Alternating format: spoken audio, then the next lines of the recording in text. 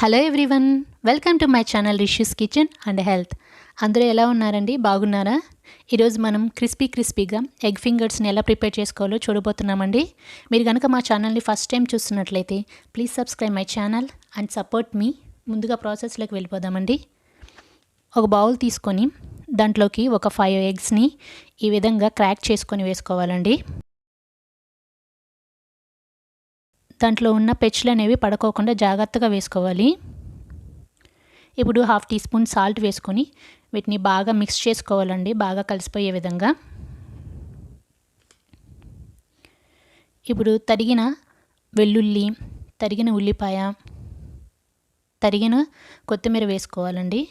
నేను రెడ్ చిల్లీని తీసుకున్నానండి, దీన్ని మిక్సీ పట్టుకున్నాను. ఈ విధంగా రెడ్ చిల్లీ ఫ్లేక్స్ కోసం 1 టీ స్పూన్ యాడ్ చేసుకుంటున్నాను దీంట్లోకి. మీరు కారమైనా తీసుకోవచ్చండి.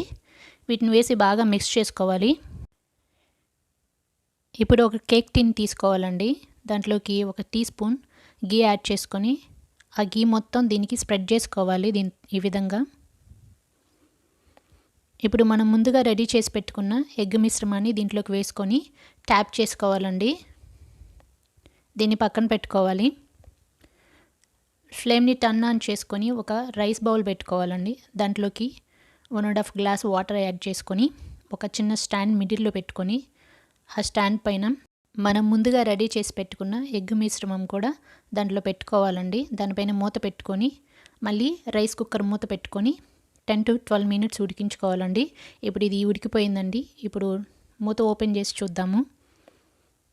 ఇప్పుడు ఒక నైఫ్ తీసుకొని ఈ విధంగా చెక్ చేసుకోవాలండి. ఈ మిశ్రమం మనకి రెడీ అయిపోయింది.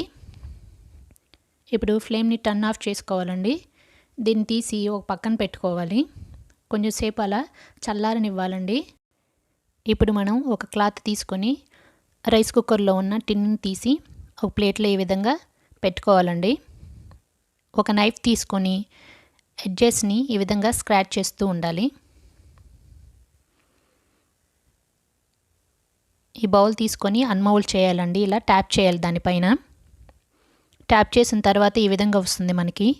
మనకి కావాల్సిన షేప్లో ఈ విధంగా కట్ చేసుకోవాలి. ఎక్స్ట్రా పార్ట్స్ ఉంటాయి కదా, అవి ఎడ్జెస్ కట్ చేసుకొని పక్కన పెట్టుకోవాలి. ఇప్పుడు మనకు కావాల్సిన ఎగ్ ఫింగర్స్ రెడీ అయిపోయాయండి. ఇప్పుడు ఒక బౌల్ తీసుకొని 1.5 teaspoon cornflour, 1.5 teaspoon maida, 1/2 teaspoon salt వేసి బాగా మిక్స్ చేసుకోవాలి. ఇప్పుడు కొద్దిగా వాటర్ యాడ్ చేసుకుంటూ మనకి సెమీ థిక్ బ్యాటర్ని రెడీ చేసుకోవాలండి. ఇప్పుడు ఆ బ్యాటర్లో మనం రెడీ చేసి పెట్టుకున్న ఎగ్ ఫింగర్స్ని ఈ విధంగా డిప్ చేసేయాలి. నేను వీట్ బ్రెడ్ తీసుకున్నానండి. వీట్ బ్రెడ్ని మిక్సీ పెట్టుకుని ఈ విధంగా రెడీ చేసి పెట్టుకున్నాను. ఆ బ్రెడ్లోకి ఈ ఎగ్ ఫింగర్స్ని ఈ విధంగా వేసుకుంటున్నాను. వాటన్నిటిని వేసిన తర్వాత ఈ విధంగా ట్యాప్ చేసుకోవాలండి, ఆ మిశ్రమం అంతా వాటికి పట్టే విధంగా. నేను ఒక ప్లేట్లోకి వేసుకోవాలండి. అదేవిధంగా మిగతా ప్రాసెస్ కూడా రిపీట్ చేసుకుంటూ ఉండాలి. ఆ బ్యాటర్లోకి వీటన్నిటిని డిప్ చేసి ఈ బ్రెడ్ క్రమ్స్లోకి వీటిని ఈ విధంగా ఫ్లిప్ చేసుకోవాలి. వీటిని బౌల్ తోటి ఈ విధంగా ఇలా ఫ్లిప్ చేస్తూ ఉండాలి.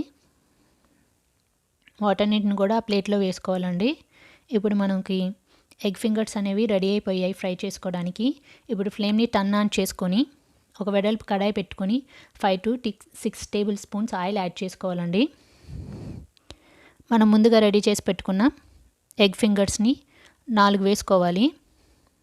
ఒక గరిటె తీసుకొని మాడిపోకోకుండా మధ్యలోకి ఈ విధంగా కలయి పెట్టుకుంటూ ఎగ్ ఫింగర్స్ని మనం రెడీ చేసుకోవాలండి.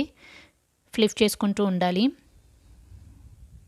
దీన్ని మీడియం టు హై ఫ్లేమ్ వరకు అడ్జస్ట్ చేసుకుంటూ ఫ్రై చేసుకోవాలండి. ఇప్పుడు గోల్డెన్ బ్రౌన్ కలర్లోకి వచ్చేసాయి ఇవి.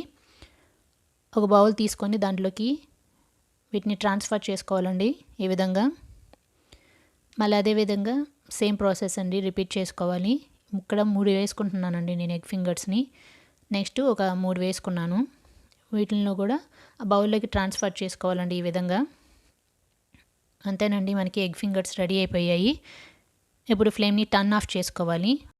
ఇప్పుడు ఒక ప్లేట్ తీసుకొని మనం ముందుగా సిద్ధం చేసుకున్న ఎగ్ ఫింగర్స్ని ఈ విధంగా అరేంజ్ చేసుకొని మేనీస్తో తింటే చాలా టేస్టీగా ఉంటుందండి. అంతేనండి.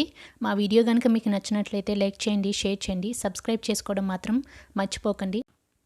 పక్కనే ఉన్న బెల్ బటన్ పైన క్లిక్ చేస్తే మేము పెట్టే నోటిఫికేషన్స్ మీకు వస్తాయండి. Thanks for watching.